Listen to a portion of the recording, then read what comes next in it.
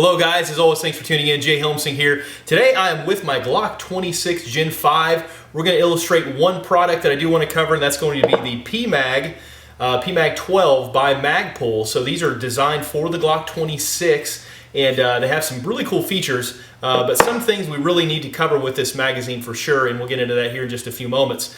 So I'll go ahead and mount this up into the gun, and again, check to make sure we're clear there. But this is, kind of a nice little feature. It is a built-in extension in the magazine. So these hold 12 as opposed to the factory 10 you're going to get with your Glock 26. I thought this was a really cool kind of addition, really cool kind of angle that they took with this. You have this built-in mag plate here, this built-in base plate, so there's nothing to really fall apart or break or anything like that. No crazy stuff going on with the spring tension, so we should be good to go there. It's got these nice little reliefs on the side here where you can use that to kind of strip the mag out if you need to. And the ergonomics are just really, really good with this magazine. So as you'll notice, you can get a full grip on there, and I've got fairly large hands, so it provides a nice little rest there for my pinky and allows me to really get control of this handgun a little bit more than if I had just the flush fit 10 round magazines in there. Now, I'm a big fan of running like base plates on the Glock 26. I like that 12 round capacity, so that's kind of what I was looking for in targeting these magazines. Now, as with most of your PMAGs or your Magpul magazines, they're very light. There is no steel liner in here, so you kind of, you can't use like a Neo Mag or anything like that. There's a few disadvantages there, but very nicely made, very light material and things like that. Now, just kind of for the short and dirty of this, I'm going to tell you guys right out of the gate, the reason I'm doing a specific review just on these PMAG 12s is that if you have these or if you're thinking about getting these, you definitely should not get them based on my experience. So we'll get to that here in just a few moments. As a matter of fact, while I finish this up, I'm actually going to throw these in the garbage can because I don't want anybody else to get a hold of them and kind of run into the same problems I did, because I think they could really be detrimental if you're using these for self-defense. So now that I've piqued your interest, hopefully, we'll get into this. We'll kind of cover it top to bottom like I do with most of my reviews. Inside here, as I mentioned, you don't have your steel liner or anything. This is solid polymer, but you do have a colored follower in there, so that's kind of nice, following along with the newer version of the Gen 5 magazines that you're going to see there. So you can kind of see pretty easily if you have any ammunition in there, if you're just to look in the chamber, and you can obviously see you have an empty magazine. So that's kind of a neat little feature. Spring tension is pretty good. Now, it's not going to be as stiff as you're going to have on your factory magazines. The follower just doesn't seem to track nearly as smoothly, probably because of that steel liner in there. And also, tension is good, but it's just not as stiff as you're going to notice out of your factory Glock 26 magazines. You do have one window down here, just like on the rest of your PMAGs, to see if you're fully loaded to capacity, but you don't really have any of those other windows to view there. I believe they did that for structural integrity and strength, just because they're using so much of that polymer to kind of keep it together and keep it from deforming. But you do have one witness window there, so that's kind of nice to have. And then I mentioned kind of the base plate here, kind of a nice little design, no add-ons or anything. Standard base plate like you're going to get, very easy to take on and off, unlike Glock factory mags. Now, I do use other PMAGs. I do want to point that out. So I have used, obviously, the PMAG 17 and the PMAG 15 in the corresponding guns, the 15 in the Glock 19, and the 17 in the full-size Glocks, Glock 45, Glock 17, things like that, Glock 34s. So I've used these for quite a while. Now, I have noticed that PMAGs are a little bit less reliable than your factory magazines. They just seem to be, when they get dirty like this, I just seem to have a little bit of trouble with the follower sometimes. Nothing, chronic that I would say, but I do have a few issues here and there. Now, one of these magazines, I believe maybe it was the I want to say maybe it's the 17 in the Glock 15. When these first came out, people were putting, obviously the larger magazines into a smaller grip, and they were noticing that sometimes it had some problems with, feeding and things like that. And that's going to come into importance here in just a few minutes when I talk about the issues that I've experienced with the PMAG 12s. So, picked these up at a local gun shop. Thought they were a really cool idea. Keep me from obviously adding the base plates and things like that to my factory magazines. Took it out to the range. I've run about 250 rounds combined on both of these magazines, and the overall reliability rating is about 50%. Which in my book is completely dismal. It is not something that I would even want to humor having at the range, just because it takes, we have those induced malfunctions. It's going to take away from your drills and things like that you're working on at the range. Obviously, it can be very detrimental if you use these in a self-defense situation. But in my book, in my opinion, this is off of 2 mags. Now, maybe they're from the same batch, I don't know. But from 2 mags and quite a bit of rounds, these are just pathetically terrible in their function. So I'm going to kind of get into what I was noticing and why I think they did what they did. Basically, the issues I've had out of these, I did have a few fail to feed. Those were basically when they were new and it seemed like the lips were a little bit too thick here. So after those lips kind of got broken in and the bullets were being fed out of there effectively, I really didn't have those failure to feed issues I was having initially. But then I started developing a slide lock open issue with these. So basically what would happen is sometimes it was every single round, and sometimes it'd be every 2 or 3 rounds, the slide on the gun would lock back. So in other words, it'd be in a position like this, fire around, the slide locks back. I'd have to look in there, no malfunction, just go ahead and override it and put it back into action, pull the trigger, bang, and then it would lock back open again.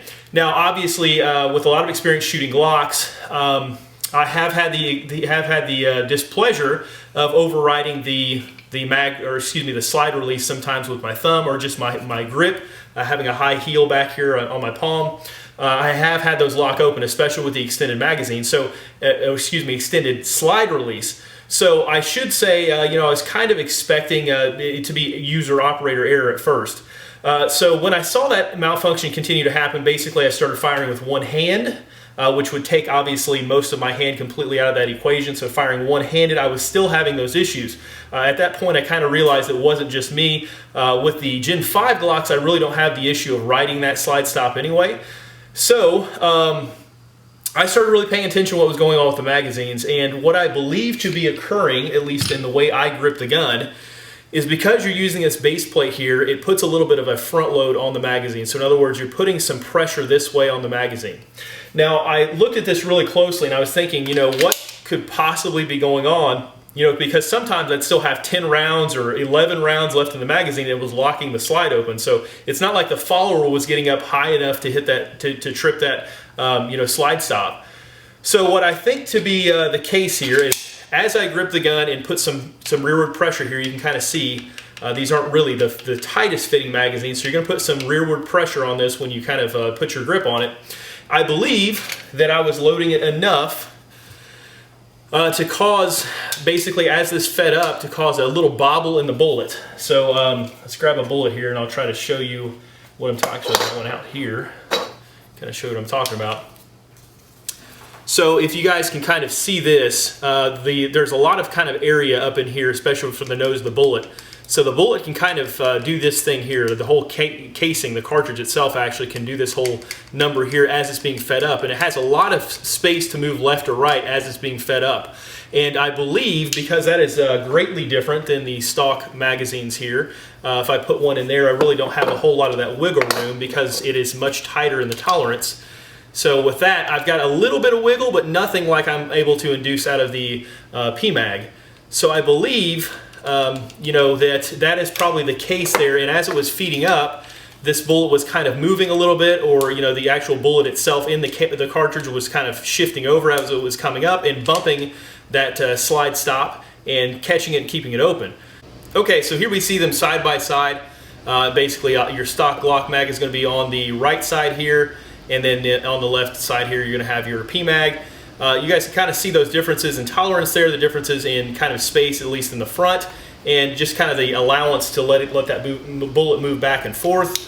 And again, this PMAG, with just a little bit of pressure there, do have a lot of wiggle room there. So I believe that's kind of what was being induced there, is just it was sliding over just far enough to kind of trip that with the actual cartridge itself, tripping the slide lock open and locking the slide back, because it really doesn't take much pressure at all to do that. Whereas in the factory one, a little bit stiffer spring, kind of moving those rounds up there a little bit quicker, and a lot less movement going on in this front end there. There are also some things built in. You might be able to see the more plastic and things like that used on this side to kind of keep that from happening, whereas on the PMAG itself, it's just kind of an open area, not really the clearance in there to keep it from bobbling around and maybe hitting that slide stop. So that is my issue that I had with the gun, and that is why I think it was doing what it was doing with these magazines in there. Because of that, I have just decided not to use these magazines. They're just, in my hands, they just do not work at all. I don't know if it's a chronic problem. I really even haven't researched it out there. I just bought the gun and saw these magazines in the gun shop, thought they were a good idea. And wanted to share that with you guys about what I'm finding out with those magazines. Your mileage may vary, of course, like I say, with all these reviews. but I did want to get it out there in the open. I should note I did not try the same thing with the Glock 15 magazines or the 17 magazines. It just didn't happen with me at the range. But I would suspect you're going to have the same issue if you do not use the grip itself and you start putting some pressure on this actual magazine itself and using that as the handle. Now, a lot of people out there will tell you obviously that is a bad idea anyway, to put some pressure on there and use it as the handle, but in some of these guns like the Glock 30, the Glock 26, it didn't necessarily come from the factory that way, but it's kind of commonplace to start to use those as an addition to the handle to kind of get a good grip on the gun. So that's what I found with these PMAGs, at least in the Glock 26 itself.